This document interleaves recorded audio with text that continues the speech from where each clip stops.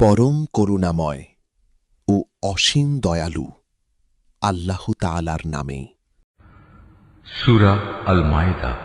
হে ঈমানদার বান্দারা, তোমরা যারা ঈমান এনেছ, তোমরা ওয়াদাসমূহ পূরণ করো। মনে রেখো, তোমাদের জন্য 4 পা বিশিষ্ট পোষা জন্তু হালাল করা হয়েছে, তবে সেসব জন্তু ছাড়া যা বিবরণ সহ একটু পরে তোমাদের পড়ে শোনানো হচ্ছে। এহরাম বাঁধা অবস্থায় কিন্তু এসব হালাল জন্তু শিকার করা বৈধ মনে করো না। হ্যাঁ, আল্লাহ তাআলা যা চান সে আদেশই তিনি জারি করেন। হে ঈমানদার বান্দারা, তোমরা আল্লাহ তাআলার নিদর্শনসমূহের অসম্মান করো না। সম্মানিত মাসগুলোকেও যুদ্ধ বিগ্রহের জন্য কখনো হালাল বানিয়ে নিও না। আল্লাহর নামে উৎসর্গীকৃত জন্তুসমূহ ও যেসব জন্তুর গলায় উৎসর্গের চিহ্ন হিসেবে পট্টি বেঁধে দেওয়া হয়েছে, যারা আল্লাহর অনুগ্রহ ও সন্তুষ্টি অর্জনের লক্ষ্যে আল্লাহর পবিত্র কাবা ঘরের দিকে রওনা দিয়েছে, তাদের তোমরা অসম্মান করো না। তোমরা যখন এহরাম মুক্ত হবে তখন তোমরা শিকার করতে পারো। বিশেষ কোন একটি সম্প্রদায়ের বিদ্বেষ, এমন বিদ্বেষ যার কারণে তারা তোমাদের আল্লাহ তাআলার পবিত্র মসজিদে আসার পথ বন্ধ করে দিয়েছিল, যেন তোমাদের কোন রকম সীমা লঙ্ঘন করতে প্ররোচিত না করে। তোমরা শুধু নেক কাজ ও তাকওয়ার ব্যাপারেই একে অপরের সহযোগিতা করো। পাপ ও বাড়াবাড়ির কাজে কখনো একে অপরের সহযোগিতা করো না। সর্বাবস্থায় আল্লাহ তাআলাকে ভয় করো, কেননা আল্লাহ তাআলা পাপের দণ্ডদানের ব্যাপারে অত্যন্ত কঠোর। মৃত জন্তু, রক্ত, শুয়োরের গোশত ও যে জন্তু আল্লাহ তাআলা ছাড়া অন্য কারো নামে জবাই কিংবা উৎসর্গ করা হয়েছে, তা সবই তোমাদের উপর হারাম করা হয়েছে। শ্বাসরুদ্ধ হয়ে মরা, আঘাত খেয়ে মরা, উপর থেকে পড়ে মরা, শিঙের আঘাতে মরা, হিংস্র জন্তুর খাওয়া জন্তুও তোমাদের জন্য হারাম। তবে তোমরা তা যদি জীবিত অবস্থায় পেয়ে জবাই করে থাকো তাহলে তা হারাম নয়। পূজার বেদিতে বলি দেওয়া জন্তুও হারাম। লটারি কিংবা জুয়ার তীর নিক্ষেপ করে ভাগ্য নির্ণয় করা হারাম। এর সবকটাই হচ্ছে বড় বড় গুনার কাজ। আজ কাফেররা তোমাদের দিন নির্মূল করা সম্পর্কে হতাশ হয়ে পড়েছে, সুতরাং তোমরা তাদের ভয় করো না, বরং আমাকেই ভয় করো। আজ আমি তোমাদের জন্য তোমাদের দিন পরিপূর্ণ করে দিলাম, আর তোমাদের উপর আমার প্রতিশ্রুত নিয়ামতও আমি পূর্ণ করে দিলাম। তোমাদের জন্য জীবনের ব্যবস্থা হিসেবে আমি ইসলামকেই মনোনীত করলাম। হারামের ব্যাপারে মনে রেখো, যদি কোনো ব্যক্তি ক্ষুধার তাড়নায় হারাম খেতে বাধ্য হয় কিন্তু ইচ্ছা করে সে কোনো পাপের দিকে ঝুঁকে পড়তে না চায়, তার ব্যাপারটা আলাদা। অবশ্যই আল্লাহ তাআলা ক্ষমাশীল ও পরম দয়ালু। তারা তোমার কাছ থেকে জানতে চাইবে কোন কোন জিনিস তাদের জন্য হালাল করা হয়েছে।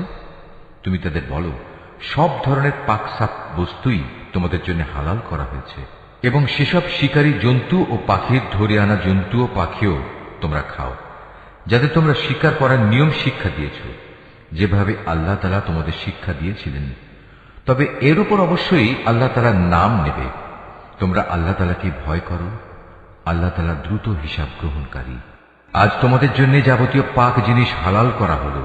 যাদের উপর আল্লাহর কিতাব নাজিল করা হয়েছে তাদের খাবারও তোমাদের জন্য হালাল, আবার তোমাদের খাদ্যদ্রব্যও তাদের জন্য হালাল। চরিত্রের সংরক্ষিত দুর্গে অবস্থানকারী মোমেন নারী ও তোমাদের আগে যাদের কিতাব দেওয়া হয়েছিল, যখন তোমরা তাদের মোহরানা আদায় করে দেবে, সেসব আহলে কিতাব সতীসাধ্যী নারীরাও তখন তোমাদের জন্য হালাল হয়ে যাবে। তোমরা থাকবে চরিত্রের রক্ষক হয়ে, কামনা চরিতার্থ করে কিংবা গোপন অভিসারী উপপত্নী বানিয়ে নয়। যে কেউই ঈমান অস্বীকার করবে তার জীবনে সব কর্মই নিষ্ফল হয়ে যাবে, এবং শেষ বিচারের দিনে সে হবে চরমভাবে ক্ষতিগ্রস্তদের একজন। হে ঈমানদার ব্যক্তিরা, তোমরা যখন নামাজের জন্য দাঁড়াবে, তোমরা তোমাদের পুরো মুখমণ্ডল ও কনুই পর্যন্ত তোমাদের হাত দুটো ধুয়ে নেবে। অতঃপর তোমাদের মাথা মাসেহ করবে এবং পা দুটো গোড়ালি পর্যন্ত ধুয়ে নেবে। কখনো যদি এমন বেশি নাপাক হয়ে যাও যাতে গোসল করা ফরজ হয়ে যায়, তাহলে গোসল করে ভালোভাবে পবিত্র হয়ে নেবে। যদি তোমরা অসুস্থ হয়ে পড়ো কিংবা তোমরা যদি সফরে থাকো, অথবা তোমাদের কেউ যদি মলমূত্র ত্যাগ করে আসে, অথবা যদি নারী সম্ভোগ করে থাকো, তাহলে পানি দিয়ে পবিত্রতা অর্জন করো। আর যদি পানি না পাও, তাহলে পবিত্র মাটি দিয়ে তায়াম্মুম করে নাও। আর তায়াম্মুমের নিয়ম হচ্ছে, সেই পবিত্র মাটি দিয়ে তোমরা তোমাদের মুখমণ্ডল ও ও হাত মাসেহ করে নেবে। মূলত আল্লাহ তাআলা কখনো পরিষ্কার পরিচ্ছন্নতার ব্যাপারে তোমাদের কষ্ট দিতে চান না, বরং তিনি চান তোমাদের পাক সাফ করে দিতে, এবং এভাবেই তিনি তোমাদের উপর তার নিয়ামতসমূহ পূর্ণ করে দিতে চান, যাতে করে তোমরা তার কৃতজ্ঞতা আদায় করতে পারো। তোমাদের উপর আল্লাহ তাআলার নিয়ামতসমূহ তোমরা স্মরণ করো, এবং তোমাদের কাছ থেকে যে পাকা প্রতিশ্রুতি তিনি গ্রহণ করেছিলেন সে কথাও ভুলে যেও না। যখন তোমরা তার সাথে অঙ্গীকার করে বলেছিলে, হে আমাদের মালিক, আমরা তোমার কথা শুনলাম এবং তা মেনে নিলাম। তোমরা আল্লাহ তাআলাকে ভয় করো। অবশ্যই আল্লাহ তাআলা তোমাদের অন্তরে যা কিছু আছে সে সম্পর্কে সম্যক অবগত আছেন। হে ঈমানদার লোকেরা, তোমরা আল্লাহর জন্য সত্য ও ন্যায়ের উপর সাক্ষী হয়ে অবিচলভাবে দাঁড়িয়ে থেকো। মনে রাখবে, বিশেষ কোন সম্প্রদায়ের দুশমনী যেন তোমাদের এমনভাবে প্ররোচিত না করে এর ফলে তোমরা ন্যায় ও ইনসাফের পথ থেকে সরে আসবে। তোমরা ইনসাফ করো, কারণ এই কাজটি আল্লাহ তাআলাকে ভয় করে চলার অধিক নিকটতর। তোমরা আল্লাহ তাআলাকে ভয় করো। অবশ্যই আল্লাহ তাআলা তোমাদের কর্মকাণ্ড সম্পর্কে পূর্ণাঙ্গ ওয়াকিবহাল রয়েছেন। যারা ঈমান আনে এবং নেক কাজ করে, আল্লাহ তাআলা তাদের সবাইকে এই বলে প্রতিশ্রুতি দিয়েছেন যে তাদের জন্য তার কাছে বিশেষ ক্ষমা ও মহা পুরস্কার রয়েছে। অপরদিকে যারা কুফরি করছে এবং আমার আয়াতসমূহকে অস্বীকার করেছে, তারা সবাই হচ্ছে জাহান্নামের অধিবাসী। হে ঈমানদার ব্যক্তিরা, তোমাদের উপর আল্লাহর নিয়ামত স্মরণ করো, যখন একটি জনগোষ্ঠী তোমাদের বিরুদ্ধে হাত ওঠাতে উদ্যত হয়েছিল, তখন আল্লাহ তাআলা তাদের সে হাত তোমাদের উপর আক্রমণ করা থেকে সংযত করে দিলেন। অতঃপর তোমরা আল্লাহ তাআলাকে ভয় করো। মুমিনদের তো আল্লাহ তাআলার উপরই ভরসা করা উচিত। আল্লাহ তাআলা বনী ইসরাঈলদের কাছ থেকে আনুগত্যের অঙ্গীকার গ্রহণ করলেন। অতঃপর আমি এ কাজের জন্য তাদের মধ্যে থেকে 12 জন সর্দার নিযুক্ত করলাম। আল্লাহ তাআলা তাদের বললেন, অবশ্যই আমি তোমাদের সাথে আছি। তোমরা যদি নামাজ প্রতিষ্ঠা করো, যাকাত আদায় করো, আমার রাসূলদের উপর ঈমান আনো এবং দ্বীনের কাজে যদি তোমরা তাদের সাহায্য সহযোগিতা করো, সর্বোপরি আল্লাহ তাআলাকে তোমরা যদি উত্তম ঋণ প্রদান করো, তাহলে অবশ্যই আমি তোমাদের গুনাহসমূহ মোচন করে দেব এবং তোমাদের আমি এমন এক জান্নাতে প্রবেশ করাবো যার তলদেশ দিয়ে ঝর্ণাধারা প্রবাহিত হয়। এরপর যদি কোনো ব্যক্তি আল্লাহকে অস্বীকার করে, তাহলে সে সরল পথ থেকে বিচ্যুত হয়ে পড়বে। অতঃপর তাদের সেই অঙ্গীকার ভঙ্গ করার কারণে আমি তাদের উপর অভিশাপ নাজিল করেছি এবং তাদের হৃদয় কঠিন করে দিয়েছি। তাদের চরিত্রই ছিল তারা আল্লাহর কালামকে তার নির্দিষ্ট অর্থ থেকে সরিয়ে নিয়ে বিকৃত করে দিত। হেদায়েতের যা কিছু তাদের শিক্ষা দেয়া হয়েছিল তার অধিকাংশ কথাই তারা ভুলে গেল। প্রতিনিয়ত তুমি তাদের দেখতে পাবে, তাদের সামান্য একটি অংশ ছাড়া অধিকাংশ মানুষই আল্লাহর সাথে বিশ্বাসঘাতকতা করে চলেছে। অতএব তুমি তাদের ক্ষমা করে দাও। যথাসম্ভব তুমি তাদের সংস্রব এড়িয়ে চলো। অবশ্যই আল্লাহ তাআলা কল্যাণকামী মানুষদের ভালোবাসেন। আমি তো তাদের কাছ থেকেও আনুগত্যের অঙ্গীকার গ্রহণ করেছিলাম, যারা বলে আমরা খ্রিস্টান সম্প্রদায়ের লোক। অতঃপর এরাও সে অঙ্গীকার সম্পর্কিত অধিকাংশ কথা ভুলে গেল যা তাদের স্মরণ করানো হয়েছিল। সুতরাং আমিও তাদের পরস্পরের মধ্যে কিয়ামত পর্যন্ত এক স্থায়ী শত্রুতা ও বিদ্বেষের বীজ বপন করে দিলাম। অচিরেই আল্লাহ তাআলা তাদের বলে দেবেন দুনিয়ার জীবনে তারা যা কিছু উদ্ভাবন করত। হে আহলি কিতাবরা, তোমাদের কাছে আমার পক্ষ থেকে রাসূল এসেছে। আগের কিতাবে যা কিছু তোমরা এতদিন গোপন করে রেখেছিলে তার বহু কিছুই সে তোমাদের বলে দিচ্ছে, আবার অনেক কিছু সে এড়িয়েও যাচ্ছে। তোমাদের কাছে এখন তো আল্লাহর পক্ষ থেকে আলোকবর্তিকা এবং সুস্পষ্ট কিতাবও এসে হাজির হয়েছে। যে আল্লাহর সন্তুষ্টি লাভ করতে চায়, এই কিতাব দ্বারা আল্লাহ তাআলা তার শান্তি ও নিরাপত্তার পথ বাতলে দেন। অতঃপর তিনি তার অনুমতিক্রমে তাদের জাহেলিয়াতের অন্ধকার থেকে ঈমানের আলোতে বের করে আনেন, আর এভাবেই তাদের তিনি সঠিক পথে পরিচালিত করেন। নিশ্চয়ই তারা কুফরি করেছে যারা বলেছে মারিয়ামের পুত্র মসীহ আল্লাহ। হে মুহাম্মদ, তুমি তাদের বলো, আল্লাহ তাআলা যদি মারিয়াম পুত্র মসীহ, তার মা ও গোটা বিশ্ব চরাচরে যা কিছু আছে সবকিছু ধ্বংস করে দিতে চান, এমন কে আছে যে আল্লাহ তাআলার কাছ থেকে এদের রক্ষা করতে পারে?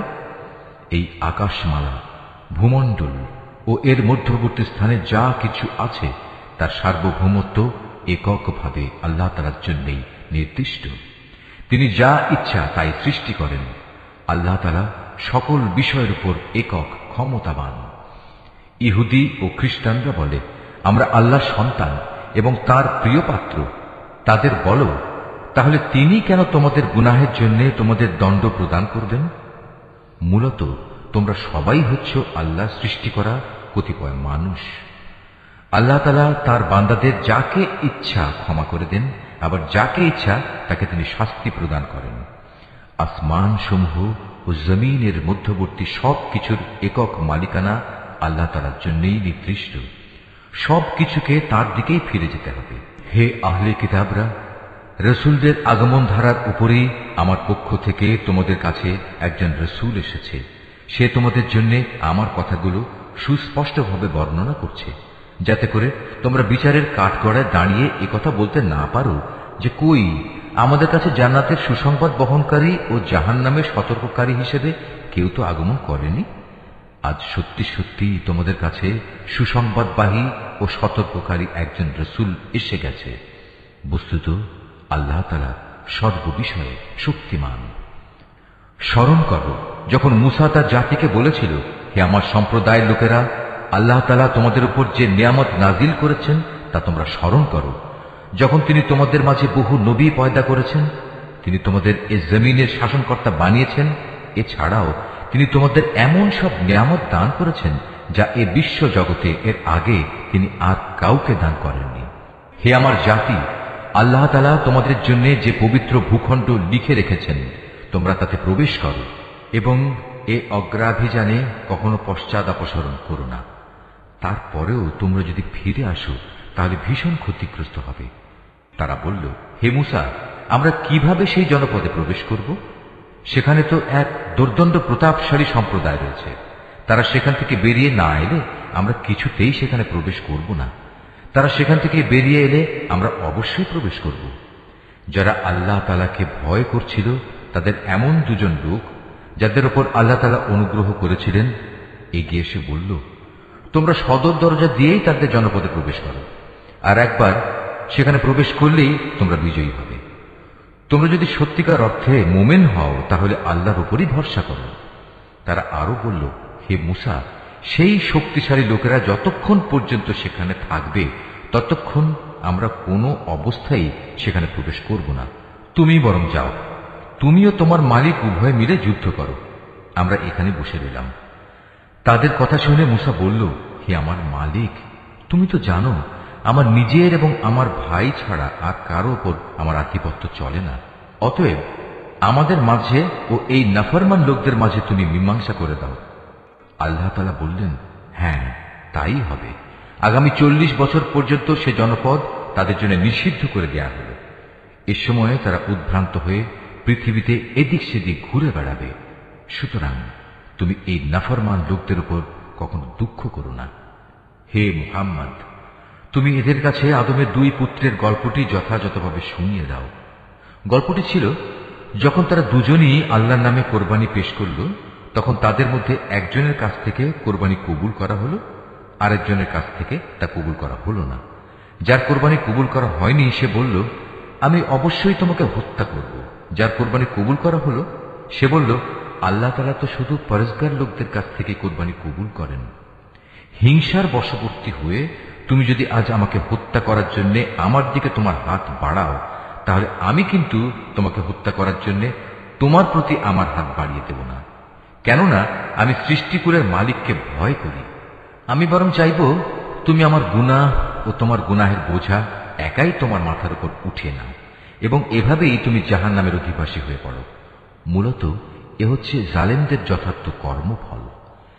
শেষ পর্যন্ত তার কুপ্রবৃত্তি তাকে নিজ ভাইয়ের হত্যার কাজে উস্কানি দিল। অতঃপর সে তাকে খুন করেই ফেলল এবং এ কাজের ফলে সে ক্ষতিগ্রস্তদের অন্তর্ভুক্ত হয়ে গেল। অতঃপর আল্লাহ তাআলা সেখানে একটি কাক পাঠালেন। কাকটি হত্যাকারীর সামনে এসে মাটি খুঁড়তে লাগল। উদ্দেশ্য তাকে দেখানো কিভাবে সে তার ভাইয়ের লাশ লুকিয়ে রাখবে। এটা দেখে সে নিজে নিজে বলতে লাগল, হায়, আমি তো এই কাকটির চাইতেও অক্ষম হয়ে পড়েছি। আমি তো আমার ভাইয়ের লাশটাও গোপন করতে পারলাম না। অতঃপর সে সত্যি সত্যি নিজের কৃতকর্মের জন্য অনুতপ্ত হল। পরবর্তীকালে এই ঘটনার কারণে আমি বনী ইসরায়েলদের জন্য এই বিধান জারি করলাম যে কোনো মানুষকে হত্যা করার কিংবা পৃথিবীতে ধ্বংসাত্মক কাজ করার শাস্তি বিধান ছাড়া অন্য কোনো কারণে কেউ যদি কাউকে হত্যা করে, সে যেন গোটা মানব জাতিকেই হত্যা করল। আবার এমনিভাবে যদি কেউ একজনের প্রাণ রক্ষা করে, তবে সে যেন গোটা মানব জাতিকেই বাঁচিয়ে দিল। এদের কাছে আমার রসুলরা সুস্পষ্ট নিদর্শন নিয়ে এসেছিল, তারপরেও এদের অধিকাংশ লোক এ জমিনের বুকে সীমা লঙ্ঘনকারী হিসেবেই থেকে গেল। যারা আল্লাহ তাআলা ও তার রসুলের বিরুদ্ধে যুদ্ধ করে এবং আল্লাহর জমিনে বিপর্যয় সৃষ্টি করে, তাদের জন্য নির্দিষ্ট শাস্তি হচ্ছে এই যে তাদের হত্যা করা হবে কিংবা তাদের শূলবিদ্ধ করা হবে, অথবা বিপরীত দিক থেকে তাদের হাত পা কেটে ফেলা হবে কিংবা দেশ থেকে তাদের নির্বাসিত করতে হবে। এই অপমানজনক শাস্তি তাদের দুনিয়ার জীবনের জন্য। তাছাড়া পরকালে তাদের জন্য ভয়াবহ আযাব তো রয়েছেই। তবে এটা তাদের জন্য নয় যাদের উপর তোমাদের আধিপত্য স্থাপিত হবার আগেই তারা তওবা করেছে। তোমরা জেনে রেখো, আল্লাহ তাআলা একান্ত ক্ষমাশীল ও পরম করুণাময়। হে মানুষ, তোমরা যারা ঈমান এনেছ, আল্লাহ তাআলাকে ভয় করো এবং তার দিকে ধাবিত হওয়ার জন্য উপায় খুঁজতে থাকো। তার বিশেষ একটা উপায় হচ্ছে তোমরা আল্লাহর পথে জিহাদ করো। সম্ভবত তোমরা সফলকাম হতে পারবে। আর যারা ঈমান আনতে অস্বীকার করেছে, কিয়ামতের দিন পৃথিবীর সমুদয় ধন দৌলত যদি তাদের করায়ত্ত থাকে, তার সাথে আরো যদি সমপরিমাণ সম্পদ তাদের কাছে থাকে, এ সম্পদ মুক্তিপণ হিসেবে দিয়েও যদি সে কিয়ামতের দিন জাহান্নামের আযাব থেকে মুক্তি পেতে চায়, তাও সম্ভব হবে না। তার কাছ থেকে এর কিছুই সেদিন গ্রহণ করা হবে না। তাদের জন্য সেদিন কঠোর আযাব নির্ধারিত থাকবে। তারা সেদিন দোজখের আযাব থেকে বেরিয়ে আসতে চাইবে, কিন্তু কোনো অবস্থায় তারা সেখান থেকে বেরিয়ে আসতে পারবে না। তাদের জন্য স্থায়ী আযাব নির্দিষ্ট হয়ে আছে। পুরুষ ও নারী এদের যে কেউই চুরি করবে, তাদের হাত দুটো কেটে ফেলে। এটা তাদের কর্মফল এবং আল্লাহর পক্ষ থেকে নির্ধারিত দণ্ড। আল্লাহ তাআলা মহা শক্তিশালী ও প্রবল প্রজ্ঞাময়। হ্যাঁ, যে ব্যক্তি এ জঘন্য জুলুম করার পর আল্লাহ তাআলার কাছে তওবা করবে এবং নিজের সংশোধন করে নেবে, অবশ্যই আল্লাহ তাআলা তার তওবা কবুল করবেন। আল্লাহ তাআলা নিঃসন্দেহে বড় ক্ষমাশীল ও দয়াময়। তুমি কি একথা জানো না, এই আকাশমণ্ডলী ও জমিনের একক সার্বভৌমত্ব একমাত্র আল্লাহ তাআলার জন্য? তিনি যাকে ইচ্ছা তাকে শাস্তি দেন, আবার যাকে ইচ্ছা তাকে তিনি মাফ করে দেন। কেননা সব কিছুর উপর তিনিই হচ্ছেন একক ক্ষমতাবান। হে রাসূল, যারা দ্রুত গতিতে কুফরির পথে ধাবিত হচ্ছে, তারা যেন তোমাকে দুঃখ না দেয়। এরা সে দলের লোক যারা মুখে মুখে বলে আমরা ঈমান এনেছি, কিন্তু সত্যিকার অর্থে তাদের অন্তর কখনো ঈমান আনেনি। আর তাদের ব্যাপারও নয় যারা ইহুদি, তারা মিথ্যা কথা শোনার জন্য সদা কান খাড়া করে রাখে, এবং তাদের বন্ধু সম্প্রদায়ের যেসব লোক কখনো তোমার কাছে আসেনি, এরা সেই অপর সম্প্রদায়টির জন্যই নিজেদের কান খাড়া করে রাখে। আল্লাহর কিতাবের কথাগুলো আপন জায়গায় বিন্যস্ত থাকার পরেও এরা তা বিকৃত করে বেড়ায়, এবং অন্যদের কাছে এরা বলে, হ্যাঁ, যদি এ ধরনের কোনো বিধান তোমাদের দেওয়া হয় তাহলে তোমরা তা গ্রহণ করো, আর সে ধরনের কিছু না দেয়া হলে তোমরা তা থেকে সতর্ক থেকো। আসলে আল্লাহ তাআলা যার পথচ্যুতি চান, তাকে আল্লাহর পাকড়াও থেকে বাঁচানোর জন্য তুমি তো কিছুই করতে পারো না। এরাই হচ্ছে সেসব হতভাগ্য লোক। আল্লাহ তাআলা কখনো যাদের অন্তরগুলোকে পাক সাফ করার ইরাদা পোষণ করেন না, তাদের জন্য পৃথিবীতে যেমনি রয়েছে অপমান ও লাঞ্ছনা, পরকালেও তেমনি তাদের জন্য অপেক্ষা করছে ভয়াবহ আযাব। ইহুদিদের চরিত্র হচ্ছে, এরা যেমন মিথ্যা কথা শুনতে অভ্যস্ত, তেমনি এরা হারাম মাল খেতেও ওস্তাদ। অতএব এরা যদি কখনো কোনো বিচার নিয়ে তোমার কাছে আসে, তাহলে তুমি চাইলে তাদের বিচার করতে পারো কিংবা তাদের উপেক্ষা করো। যদি তুমি তাদের ফিরিয়ে দাও, তাহলে নিশ্চিত থাকো এরা তোমার কোনোই অনিষ্ট করতে পারবে না। তবে যদি তুমি তাদের বিচার ফয়সালা করতে চাও, তাহলে অবশ্যই ন্যায় বিচার করবে। নিঃসন্দেহে আল্লাহ তাআলা ন্যায় বিচারকদের ভালোবাসেন। এসব লোক কিভাবে তোমার কাছে বিচারের ভার নিয়ে হাজির হবে? যখন তাদের নিজেদের কাছেই আল্লাহর পাঠানো তাওরাত মজুদ রয়েছে, তাতেও তো বিচার আচার সংক্রান্ত আল্লাহর বিধান আছে। তুমি যা কিছুই করো না কেন, একটু পরেই তারা তোমার কাছ থেকে মুখ ফিরিয়ে নেবে। এরা আসলে ঈমানদারই নয়। নিঃসন্দেহে আমি মুসার কাছে তাওরাত নাজিল করেছি, তাতে তাদের জন্য পথ নির্দেশ ও আলোকবর্তিকা বর্তমান ছিল। আমার নবীরা যারা আমার বিধানেরই অনুবর্তন করত, ইহুদি জাতিকে এ হেদায়েত মোতাবেকই আইন কানুন প্রদান করত। নবীদের পর তাদের জ্ঞান সাধক ও ধর্মীয় পণ্ডিতরাও এ অনুযায়ী বিচার ফয়সালা করত। কেননা নবীর পর আল্লাহর কিতাব সংরক্ষণ করার দায়িত্ব এদেরই দেয়া হয়েছিল। তারা নিজেরাও ছিল এর প্রত্যক্ষ সাক্ষী। সুতরাং তোমরা মানুষদের ভয় না করে একান্তভাবে আমাকেই ভয় করো, আর আমার আয়াতসমূহ সামান্য মূল্যে বিক্রি করে দিও না। যারা আল্লাহর নাজিল করা আইন অনুযায়ী বিচার ফয়সালা করে না, তারাই হচ্ছে কাফের। তাওরাতে আমি তাদের জন্য বিধান নাজিল করেছিলাম যে তাদের জানের বদলে জান, চোখের বদলে চোখ, নাকের বদলে নাক, কানের বদলে কান, দাঁতের বদলে দাঁত। শাস্তি প্রয়োগের সময় এই শারীরিক জখমটাই কিন্তু আসল দণ্ড বলে বিবেচিত হয়। অবশ্য বাদীপক্ষের কেউ যদি এই দণ্ড মাফ করে দিতে চায়, তাহলে তা তার নিজের গুনাহ খাতার জন্য কাফারা হিসেবে গণ্য হবে। আর যারাই আল্লাহ নাজিল করা বিধান অনুযায়ী বিচার ফয়সালা করবে না, তারা হচ্ছে জালেম। এ ক্রমধারায় অতঃপর আমি মরিয়ম পুত্র ঈসাকে পাঠিয়েছি। সে সময় আগে থেকে তাওরাতে যা কিছু অবশিষ্ট ছিল, সে ছিল তার সত্যতার স্বীকারকারী, আর আমি তাকে ইনজিল দান করেছি, তাতে ছিল হেদায়েত ও নূর। তখন তাওরাতে যা কিছু তার কাছে বর্তমান ছিল, ইনজিল কিতাব তার সত্যতা স্বীকার করেছে। তদুপরি তাতে আল্লাহ ভীরু লোকদের জন্য পথ নির্দেশ ও উপদেশ মজুদ ছিল। ইনজিলের অনুসারীদের উচিত এর ভেতর আল্লাহ তাআলা যা কিছু নাজিল করেছেন তার ভিত্তিতে বিচার ফয়সালা করা। কেননা যারাই আল্লাহর নাজিল করা আইনের ভিত্তিতে বিচার করবে না, তারাই ফাসেক। হে মুহাম্মদ, আমি তোমার প্রতি সত্য দিন সহ এ কিতাব নাজিল করেছি। আগের কিতাবসমূহের যা কিছু অবিকৃত অবস্থায় তার সামনে মজুদ রয়েছে, এ কিতাব তার সত্যতা স্বীকার করে। শুধু তাই নয়, এ কিতাব সেসব বিধানের হেফাজতকারীও বটে।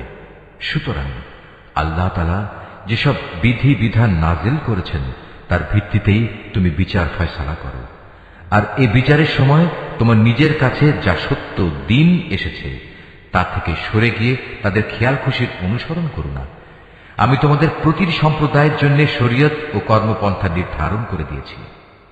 আল্লাহ তাআলা চাইলে তোমাদের সবাইকে একই উম্মত বানিয়ে দিতে পারতেন, বরং তিনি তোমাদের যা দিয়েছেন তার ভিত্তিতে তোমাদের যাচাই বাছাই করে দিতে চেয়েছেন। অতএব ভালো কাজে তোমরা সবাই প্রতিযোগিতা করো, কেননা আল্লাহ তাআলার দিকেই হবে তোমাদের সকলের প্রত্যাবর্তন স্থল।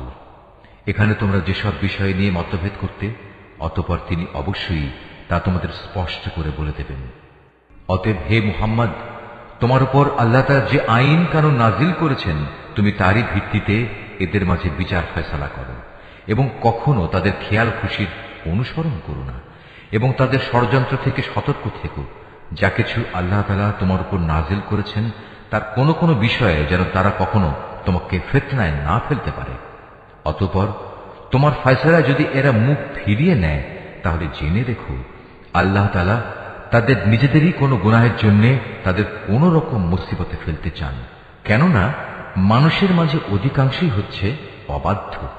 তবে কি তারা পুনরায় জাহিলিয়াতের বিচার ব্যবস্থা তালাশ করছে? অথচ যারা আল্লাহতে বিশ্বাস করে তাদের কাছে আল্লাহ তাআলা চাইতে উত্তম বিচারক আর কে হতে পারে? হে ঈমানদার লোকেরা, তোমরা কখনো ইহুদি খ্রিস্টানদের নিজেদের বন্ধু হিসেবে গ্রহণ করো না, কেননা এরা নিজেরা সব সময় একে অপরের বন্ধু। তোমাদের মধ্যে কেউ যদি কখনো এদের কাউকে বন্ধু বানিয়ে নেয়, তাহলে সে তাদেরই দলভুক্ত হয়ে যাবে। আর আল্লাহ তাআলা কখনো জালেম সম্প্রদায়কে হেদায়েত দান করেন না। অতঃপর যাদের অন্তরে মুনাফিকির ব্যাধি রয়েছে, তাদের তুমি দেখবে তারা বিশেষ তৎপরতার সাথে এই বলে তাদের সাথে মিলিত হচ্ছে যে আমাদের আশঙ্কা হচ্ছে কোনো বিপর্যয় এসে আমাদের উপর আপতিত হবে। পরে হয়তো আল্লাহ তাআলা তোমাদের কাছে বিজয় নিয়ে আসবেন, কিংবা তার কাছ থেকে অন্য কিছু অনুগ্রহ তিনি দান করবেন। তখন তা দেখে এ লোকেরা নিজেদের মনের ভেতর যে কপটতা লুকিয়ে রেখেছিল তার জন্য ভীষণ অনুতপ্ত হবে। তখন ঈমানদার লোকেরা বলবে, এরাই কি ছিল সেসব মানুষ যারা আল্লাহ তাআলার নামে বড় বড় শপথ করত যে তারা অবশ্যই তোমাদের সঙ্গে আছে? এই আচরণের ফলে তাদের কার্যকলাপই বিনষ্ট হয়ে গেল, ফলে তারা ভীষণভাবে ক্ষতিগ্রস্ত হয়ে পড়ল। হে মানুষ, তোমরা যারা আল্লাহর উপর ঈমান এনেছ, তোমাদের মধ্যে কোন লোক যদি নিজের দিন ইসলাম থেকে মুরতাদ হয়ে ফিরে আসে, তাতে আল্লাহ তাআলার কোনো ক্ষতি নেই। তবে আল্লাহ তাআলা অচিরেই এমন এক সম্প্রদায়ের উত্থান ঘটাবেন যাদের তিনি ভালোবাসবেন, তারাও তাকে ভালোবাসবে। তারা হবে মুমিনদের প্রতি কোমল ও কাফেরদের প্রতি কঠোর। তারা আল্লাহর পথে সংগ্রাম করবে, কোন নিন্দুকের নিন্দার পরোয়া তারা করবে না। মূলত এ হচ্ছে আল্লাহর একটি অনুগ্রহ, যাকে চান তাকে তিনি তা দান করেন। আল্লাহ তাআলা প্রাচুর্যময় ও প্রজ্ঞার আধার। তোমাদের একমাত্র পৃষ্ঠপোষক হচ্ছেন আল্লাহ তাআলা, তার রাসূল এবং সেসব ঈমানদার লোকেরা যারা নামাজ প্রতিষ্ঠা করে, যাকাত আদায় করে, সর্বোপরি আল্লাহ তাআলার সামনে যারা সদা অবনমিত থাকে। আর যে ব্যক্তি আল্লাহ তাআলা, তার রাসূল ও ঈমানদারদের নিজের বন্ধুরূপে গ্রহণ করবে, তারা যেন জেনে রাখে কেবলমাত্র আল্লাহ তাআলার দলটি বিজয়ী হবে। হে ঈমানদার লোকেরা, তোমাদের আগে যাদের আল্লাহ তাআলার কিতাব দেওয়া হয়েছিল, তাদের মধ্যে যারা তোমাদের দিনকে বিদ্রূপ ও খেল তামাশার বস্তুতে পরিণত করে রেখেছে, তাদের এবং কাফেরদের কখনো তোমরা নিজেদের বন্ধু বানিও না। যদি তোমরা সত্যিকার অর্থে মোমেন হয়ে থাকো, তাহলে একমাত্র আল্লাহ তাআলাকেই বন্ধু বানাও এবং তাকেই ভয় করো। যখন তোমরা মানুষদের নামাজের জন্য ডাকো, তখন এই ডাককে এরা হাসি তামাশা ও খেলার বস্তু বানিয়ে দেয়। এরা হচ্ছে এমন এক সম্প্রদায় যারা হক বাতিলের কিছুই বোঝে না। হে রাসূল, তুমি এদের বলো, তোমরা যে আমাদের কাছ থেকে প্রতিশোধ নিচ্ছ, তার কারণ এই যে আমরা আল্লাহর উপর ঈমান এনেছি এবং আমাদের উপর আগে ও বর্তমানে যা কিছু নাজিল করা হয়েছে তার উপর বিশ্বাস স্থাপন করেছি। আসলে তোমাদের অধিকাংশ মানুষই হচ্ছে গুনাহগার। হে রাসূল, তুমি বলো, আমি কি তোমাদের বলে দেব আল্লাহর কাছ থেকে সবচাইতে নিকৃষ্ট পুরস্কার কে পাবে? সে লোক হচ্ছে যার উপর আল্লাহ তাআলা অভিশাপ দিয়েছেন, যার উপর আল্লাহর ক্রোধ রয়েছে এবং যাদের কিছু লোককে তিনি বানর, কিছু লোককে শুয়োরে পরিণত করে দিয়েছেন, যারা মিথ্যা মাবুদের আনুগত্য স্বীকার করেছে। এরাই হচ্ছে সেসব লোক পরকালে যাদের অবস্থান হবে অত্যন্ত নিকৃষ্ট এবং দুনিয়াতেও এরা সরল পথ থেকে বহু দূরে বিচ্যুত হয়ে পড়েছে। তারা যখন তোমার সামনে আসে তখন বলে, আমরা ঈমান এনেছি। আসলে তারা তোমার কাছে কুফরি নিয়েই প্রবেশ করছিল এবং তা নিয়েই তোমার কাছ থেকে তারা বেরিয়ে গেছে।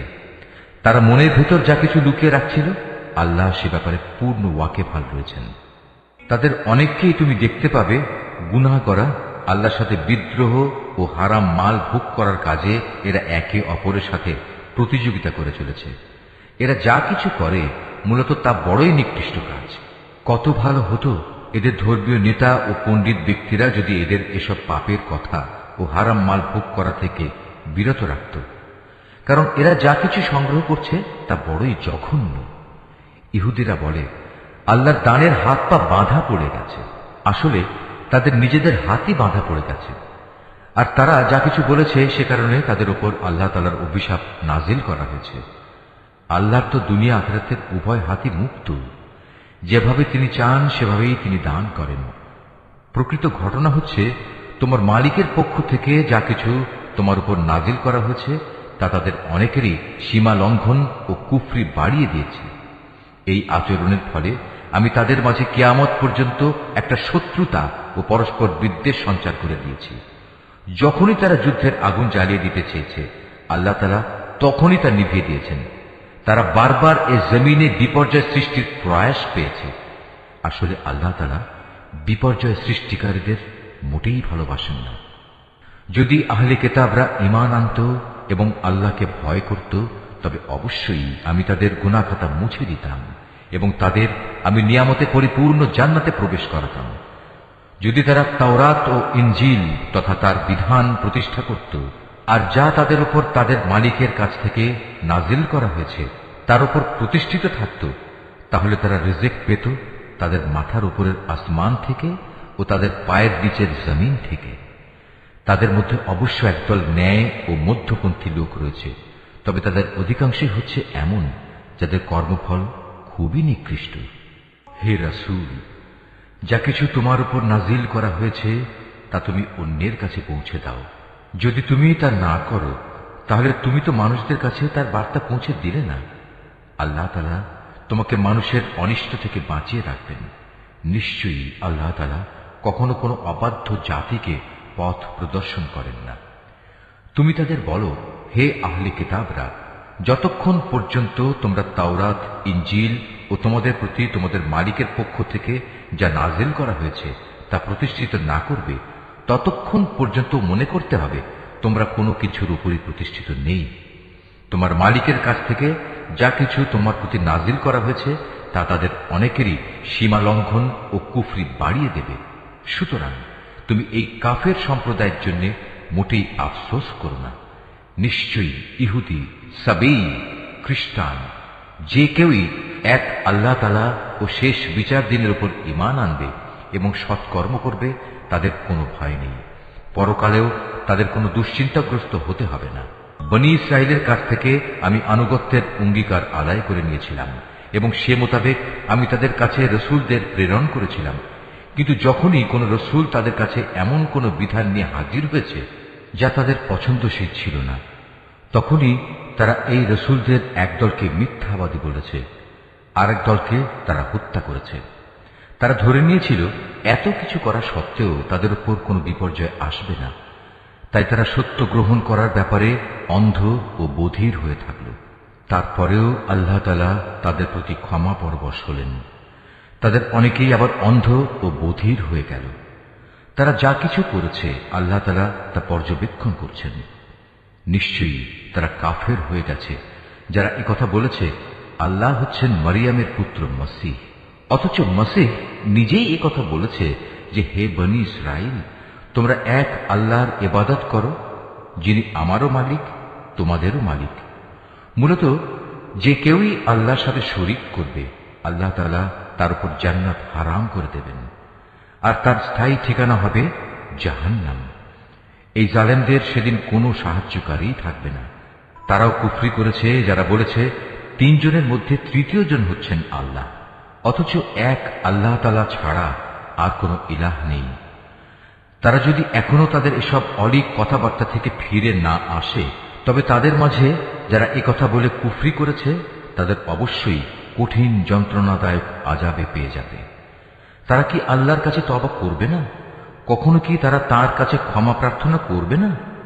আল্লাহ তাআলা বড়ই ক্ষমাশীল ও দয়াময়। মারিয়াম পুত্র মসীহ তো রসুল ছাড়া কিছুই ছিল না। তার আগেও তার মতো অনেক রসুল গত হয়েছে। তার মা ছিল এক সত্যনিষ্ঠ মহিলা। তারা মা ও ছেলে উভয়ই আর দুদষ্টি মানুষের মতো করেই খাবার খেত। তুমি লক্ষ্য করে দেখো আমি কিভাবে আমার আয়াতগুলো খুলে খুলে বর্ণনা করছি। তুমি দেখো কিভাবে তারা সত্য বিমুখ হয়ে যাচ্ছে। তুমি বলো, তোমরা কি আল্লাহকে বাদ দিয়ে এমন কিছুর ইবাদত করছো যা তোমাদের কোনো ক্ষতি কিংবা উপকার কিছুই করার ক্ষমতা নেই? প্রকৃতপক্ষে আল্লাহ তাআলা সব কিছুই শোনেন এবং সব কিছুই জানেন। তুমি বলো, হে আহলে কিতাবরা, তোমরা কখনো নিজেদের দ্বীনের ব্যাপারে অন্যায় বাড়াবাড়ি করো না। মসীহের ব্যাপারে তোমরা সেসব জাতির খেয়াল খুশির অনুসরণ করো না যারা তোমাদের আগেই পথভ্রষ্ট হয়ে গেছে এবং তারা অনেক লোককেই গোমরাহ করে দিয়েছে, আর তারা নিজেরাও সহজ সরল পথ থেকে বিচ্যুত হয়ে গেছে। বনী ইসরাইলদের আরো যারা মসীহের ব্যাপারে আল্লাহর এই ঘোষণা অস্বীকার করেছে, তাদের উপর দাউদ ও মরিয়ম পুত্র ঈসার মুখ থেকে অভিশাপ দেওয়া হয়েছে, কেননা তারা আল্লাহর বিরুদ্ধে বিদ্রোহ করেছে এবং সীমা লঙ্ঘন করেছে। তারা যেসব গর্হিত কাজ করত তা থেকে তারা একে অপরকে বারণ করত না। তারা যা করত নিঃসন্দেহে তা ছিল নিকৃষ্ট। তুমি তাদের মাঝে এমন বহু লোককে দেখতে পাবে যারা ঈমানদারদের বদলে কাফেরদের সাথে বন্ধুত্ব করতে বেশি আগ্রহী। অবশ্য তারা নিজেরা যা কিছু অর্জন করে সামনে পাঠিয়েছে তাও অতি নিকৃষ্ট। এ কারণে আল্লাহ তাআলা তাদের উপর ক্রোধান্বিত হয়েছেন। এ লোকেরা চিরকাল আযাবেই নিমজ্জিত থাকবে। তারা যদি সত্যি আল্লাহ তাআলা, তার নবী ও তার প্রতি যা নাজিল করা হয়েছে তার প্রতি যথাযথ ঈমান আনত, তাহলে এরা কাফেরদের বন্ধু হিসেবে গ্রহণ করত না। কিন্তু তারা তো অধিকাংশই হচ্ছে গুনাহগার। অবশ্যই তোমরা ঈমানদারদের সাথে শত্রুতার ব্যাপারে ইহুদি ও মুশরিকদেরই বেশি কঠোর দেখতে পাবে। অপরদিকে মুমিনদের সাথে বন্ধুত্বের ব্যাপারে তোমরা সেসব লোককে কিছুটা নিকটতর পাবে যারা বলেছে আমরা খ্রিস্টান। এটা এই কারণে যে তখনও তাদের মধ্যে ধর্মীয় পণ্ডিত ব্যক্তি ও সংসার বিরাগী ফকির দরবেশরা মজুদ ছিল, আর এ ব্যক্তিরা সাধারণত অহংকার করে না। রসুলের উপর যা কিছু নাজিল করা হয়েছে তা যখন এরা শোনে, তখন সত্য চেনার কারণে তুমি এদের অনেকের চোখকেই দেখতে পাবে অশ্রু সজল। নিবেদিত হয়ে তারা বলে ওঠে, হে আমাদের মালিক, আমরা ঈমান এনেছি, তুমি আমাদের নাম সত্যের সাক্ষ্যদাতাদের দলে লিখে নাও। বিশেষ করে আমরা যখন এই প্রত্যাশা করি যে আমাদের মালিক আমাদের সৎ কর্মশীলদের দলভুক্ত করে দেবেন, তখন আল্লাহ তাআলা ও তার কাছ থেকে আমাদের কাছে যা কিছু সত্য এসেছে তার উপর আমরা ঈমান আনব না কেন? অতঃপর তাদের উক্তির কারণে আল্লাহ তাআলা সন্তুষ্ট হয়ে পরকালে তাদের এমন এক জান্নাত দান করবেন যার তলদেশ দিয়ে অমীয় ঝর্ণাধারা প্রবহমান থাকবে। সেখানে তারা হবে চিরস্থায়ী। আর এটা হচ্ছে নেককার লোকদের যথার্থ পুরস্কার। অপরদিকে যারা কুফরি করেছে এবং আমার আয়াতগুলো অস্বীকার করেছে, তাকে মিথ্যা প্রতিপন্ন করেছে, তারা সবাই হবে জাহান্নামের অধিবাসী। হে ঈমানদার ব্যক্তিরা, আল্লাহ তাআলা তোমাদের জন্য যে পবিত্র জিনিসগুলো হালাল করে দিয়েছেন, তোমরা সেগুলো নিজেদের জন্য হারাম করে নিও না, আর কখনো হারামের সীমা লঙ্ঘন করো না। অবশ্যই আল্লাহ তাআলা সীমা লঙ্ঘনকারীদের অপছন্দ করেন। আল্লাহ তাআলা তোমাদের যে হালাল ও পবিত্র রিজিক দান করেছেন, তোমরা তা খাও এবং এ ব্যাপারে সে আল্লাহ তাআলার সীমারেখাকে ভয় করো যার উপর তোমরা ঈমান এনেছ। আল্লাহ তাআলা তোমাদের অর্থহীন শপথের জন্য তোমাদের পাকড়াও করবেন না, কিন্তু যে শপথ তোমরা জেনে বুঝে করো তার ব্যাপারে আল্লাহ তাআলা অবশ্যই তোমাদের পাকড়াও করবেন। এবং তার কাফফারা হচ্ছে 10 জন গরিব মিসকিনকে মধ্যম মানের খাবার খাওয়ানো, যা তোমরা সচরাচর নিজেদের পরিবার পরিজনদের খাইয়ে থাকো, কিংবা 10 জন মিসকিনকে পোশাক দান করা, অথবা একজন ক্রীতদাস মুক্ত করে দেয়া। যে ব্যক্তি এর কোনোটাই পাবে না তার জন্য কাফফারা হচ্ছে 3 দিন রোজা রাখা। শপথ ভাঙলে তোমাদের শপথ ভাঙার এ হচ্ছে কাফফারা। অতএব তোমরা তোমাদের শপথসমূহ রক্ষা করো। আল্লাহ তাআলা এভাবেই তাঁর আয়াতসমূহ তোমাদের কাছে বিশদভাবে বর্ণনা করেন, যাতে করে তোমরা কৃতজ্ঞতা জ্ঞাপন করতে পারো। হে মানুষ, তোমরা যারা ঈমান এনেছ, তোমরা জেনে রেখো, মদ, জুয়া, পূজার বেদী ও ভাগ্য নির্ণায়ক স্বর হচ্ছে ঘৃণিত শয়তানের কাজ। অতএব তোমরা তা সম্পূর্ণরূপে বর্জন করো। শয়তান এই মদ ও জুয়ার দ্বারা তোমাদের মাঝে শত্রুতা ও বিদ্বেষ সৃষ্টি করে দিতে চায়, এবং এভাবে এ চক্করে ফেলে সে তোমাদের আল্লাহ তাআলার স্মরণ ও নামাজ থেকে দূরে সরিয়ে রাখবে। তোমরা কি এ কাজ থেকে ফিরে আসবে না? তোমরা সর্ববিষয়ে আল্লাহর আনুগত্য করো তার রসুলের।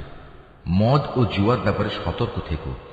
আর তোমরা যদি রসুলের নির্দেশনা থেকে মুখ ফিরিয়ে নাও, তাহলে জেনে রাখো, আমার রসুলের দায়িত্ব হচ্ছে সুস্পষ্টভাবে আমার কথাগুলো পৌঁছে দেয়া। যারা ঈমান এনেছে এবং নেক কাজ করেছে, এ নিষেধাজ্ঞা জারির আগে তারা যা কিছু খেয়েছে তার জন্য তাদের উপর কোনোই গুনাহ নেই।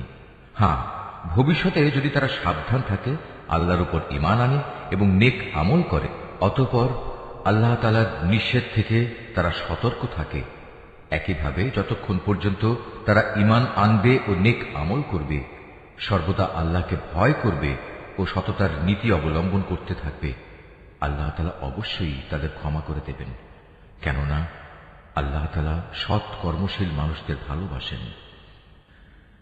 হে ঈমানদার লোকেরা, ইহরাম বাঁধা অবস্থায় আল্লাহ তাআলা অবশ্যই এমন কিছু শিকারের বস্তু দিয়ে তোমাদের পরীক্ষা নেবেন, যেগুলো তোমরা সহজেই নিজেদের হাত ও বর্শা দ্বারা ধরতে পারো। এর উদ্দেশ্য হচ্ছে যেন আল্লাহ তাআলা একথা ভালো করে জেনে নিতে পারেন যে কে তাকে না দেখে ভয় করে। সুতরাং এর পরেও যদি কেউ সীমা লঙ্ঘন করে তার জন্য যন্ত্রণাদায়ক আযাব রয়েছে। হে ঈমানদার ব্যক্তিরা, ইহরাম বাঁধা অবস্থায় কখনো শিকার হত্যা করো না। যদি তোমাদের কেউ এ অবস্থায় জেনে বুঝে কোনো শিকারী জন্তু হত্যা করে, তার জন্য এর বিনিময় হচ্ছে সে যে জন্তু হত্যা করেছে তার সমান পর্যায়ে একটি গৃহপালিত জন্তু কোরবানি হিসেবে কাবায় পৌঁছে দেবে। যার ফয়সালা করবে তোমাদের দুজন ন্যায়বান বিচারক ব্যক্তি, কিংবা তার জন্য কাফারা হবে কয়েকজন গরিব মিসকিনকে খাওয়ানো অথবা সমপরিমাণ রোজা রাখা, যাতে করে সে আপন কৃতকর্মের স্বাদ গ্রহণ করতে সক্ষম হয়। এ নিষেধাজ্ঞা জারির আগে যা কিছু গত হয়ে গেছে আল্লাহ তাআলা তা মাফ করে দিয়েছেন। কিন্তু এরপর যদি কেউ এর পুনরাবৃত্তি করে তাহলে আল্লাহ তাআলা অবশ্যই তার কাছ থেকে প্রতিশোধ নেবেন। আর আল্লাহ তাআলা পরাক্রমশালী ও প্রতিশোধ গ্রহণে প্রবল শক্তিমান। তোমাদের জন্য সমুদ্রের শিকার হালাল করা হয়েছে এবং তার খাবার হচ্ছে তোমাদের জন্য ও সমুদ্রের পর্যটকদের জন্য উৎকৃষ্ট সম্পদ। মনে রাখবে, যতক্ষণ পর্যন্ত তোমরা ইহরাম বাঁধা অবস্থায় থাকবে ততক্ষণ পর্যন্ত শুধু স্থলভাগের শিকারই তোমাদের জন্য হারাম থাকবে। তোমরা ভয় করো আল্লাহ তাআলাকে, যার সমীপে তোমাদের সবাইকে জড়ো করা হবে। আল্লাহ তাআলা খানায় কাবাকে সম্মানিত করেছেন মানব জাতির জন্য ভিত্তি হিসেবে। তিনি একে প্রতিষ্ঠা করেছেন। একইভাবে তিনি সম্মানিত করেছেন হজের পবিত্র মাসগুলোকে, কোরবানির জন্তুগুলোকে এবং এ উদ্দেশ্যে বিশেষ পট্টি বাঁধা জন্তুগুলোকে। এসব বিধান এজন্যই দেয়া হয়েছে যাতে করে তোমরা একথা জেনে নিতে পারো যে আকাশমালা ও পৃথিবীর যেখানে যা কিছু আছে আল্লাহ তাআলা তা সবই জানেন। আর নিশ্চয়ই আল্লাহ তাআলা সব বিষয়ে সর্বজ্ঞ। তোমরা জেনে রাখো, আল্লাহ তাআলা শাস্তি দানের ব্যাপারে যেমনি কঠোর, তেমনি পুরস্কারের বেলায় আল্লাহ তাআলা অত্যন্ত ক্ষমাশীল ও পরম দয়ালু। রসূলের দায়িত্ব হেদায়েতের বাণী পৌঁছে দেওয়া ছাড়া আর কিছুই নয়। আর তোমরা যা কিছু প্রকাশ করো, যা কিছু গোপন রাখো, আল্লাহ তাআলা তা সবই জানেন।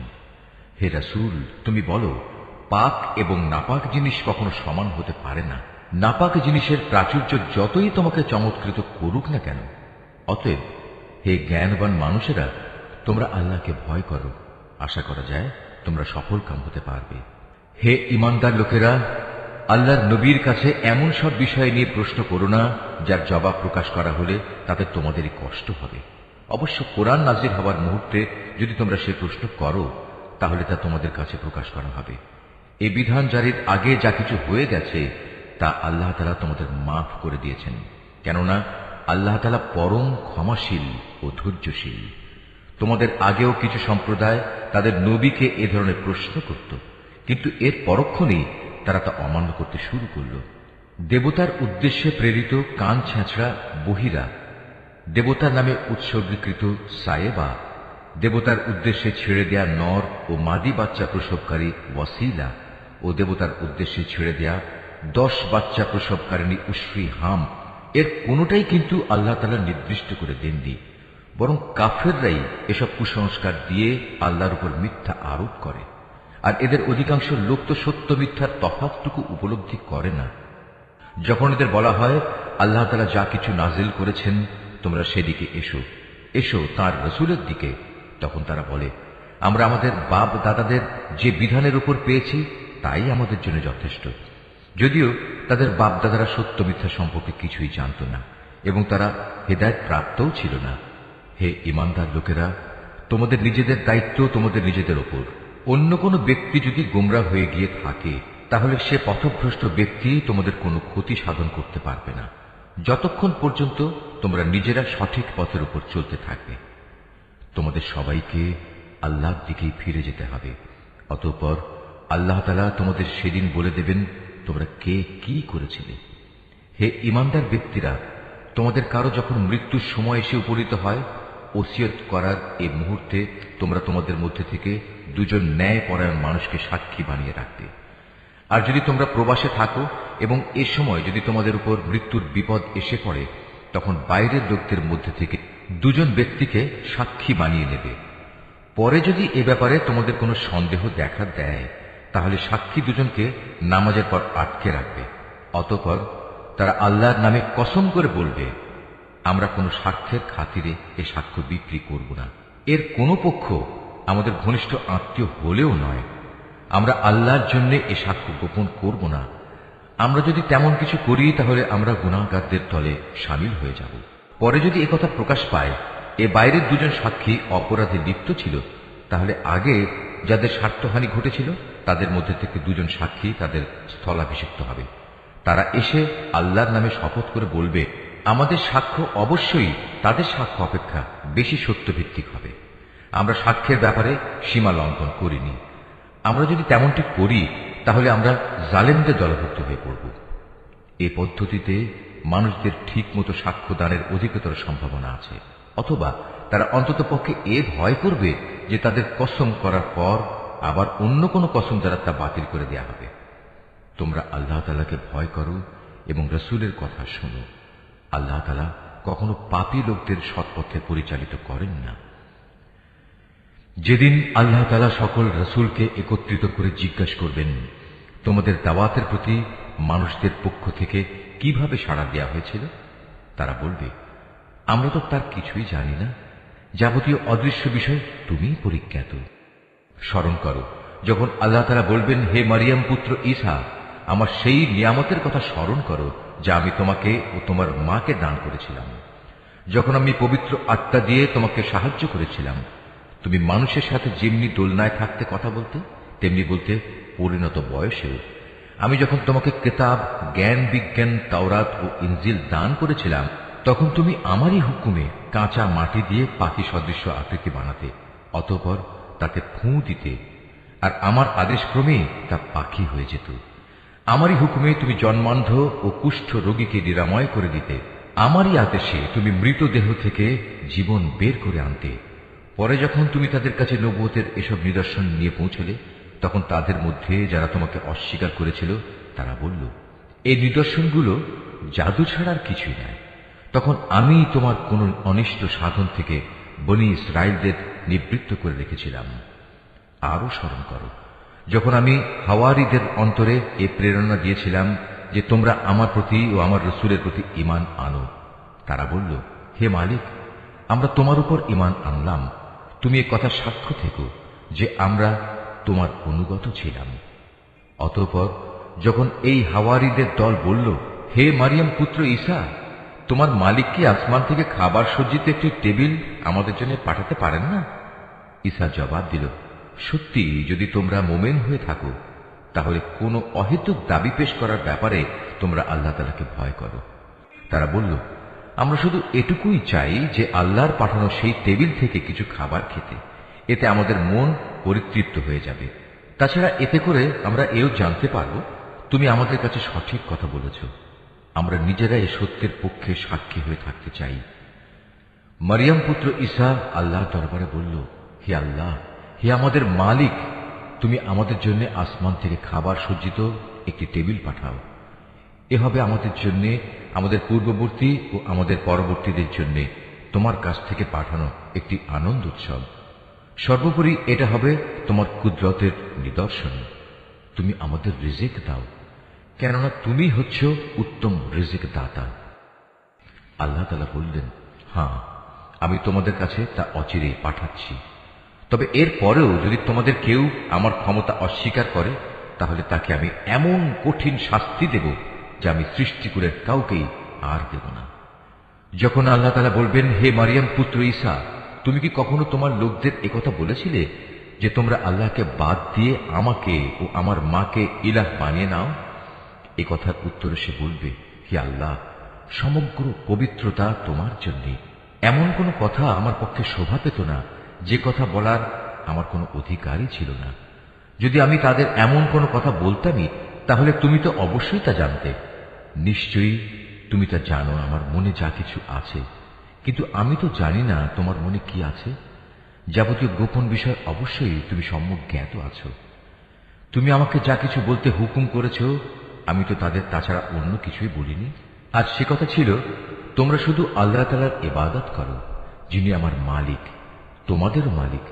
আমি যতদিন তাদের মধ্যে ছিলাম ততদিন তো আমি নিজেই তাদের কার্যকলাপের সাক্ষী ছিলাম, কিন্তু যখন তুমি আমাকে তুলে নিলে তখন তুমিই ছিলে তাদের উপর একক নিগাহবান। যাবতীয় ক্রিয়াকর্মের তুমিই ছিলে একক খবরদার। আজ তাদের অপরাধের জন্য তুমি যদি তাদের শাস্তি দাও, দিতে পারো, কারণ তারা তো তোমারই বান্দা। আর তুমি যদি তাদের ক্ষমা করে দাও, তাও তোমার মর্জি। তুমিই হচ্ছ বিপুল ক্ষমতাশালী, প্রজ্ঞাময়।